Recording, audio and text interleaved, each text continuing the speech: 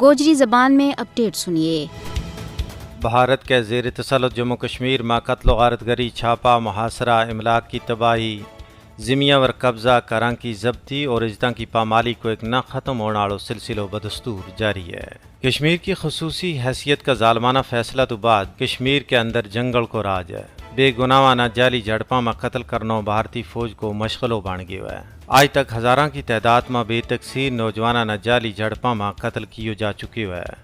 یہ ایسا دل خراش اور دلدوز سانحات ہیں جنہیں نہ حریت پسند کشمیری عوام کسی بھی صورت میں فراموش نہیں کر سکتا۔ سانحہ جنگلات منڈی اسلام آباد، سانحہ نادحل رفیع آباد اور سانحہ امشی پورہ شوپیاں بھارتی فوجی درندگی کی واضح مثال ہیں۔ سن 2020 میں امشی پورہ سانحہ میں رجوری کا 3 مزدورانہ ایک جعلی جھڑپ میں قتل کر کے نامعلوم قبر میں دفنا دیتا گیا، لیکن عوامی دباؤ تو بعد انہاں کی قبر کشائی کر کے لاشاں نہ لواحقین کے حوالے کی گئے۔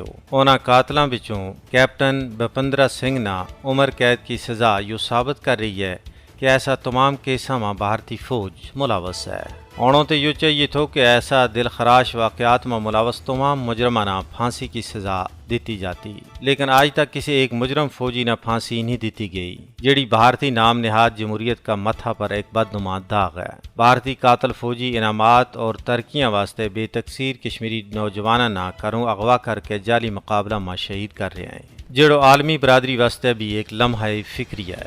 بھارتی غاصب حکومت نے اپنا قاتل فوج نہ کالا قوانین کے تحت بھرپور اختیارات دے رکھے ہیں کہ وہ کسی کشمیری نہ کسی وقت کسی بھی جگہ قتل کر سکیں۔ انہاں کو کوئی محاسبہ نہیں ہے، یا نہ صرف علاقائی بلکہ بین الاقوامی قوانین کی سراسر خلاف ورزی ہے، جس پر اقوام متحدہ اور عالمی برادری نہ ایکشن لینے کی اشد ضرورت ہے۔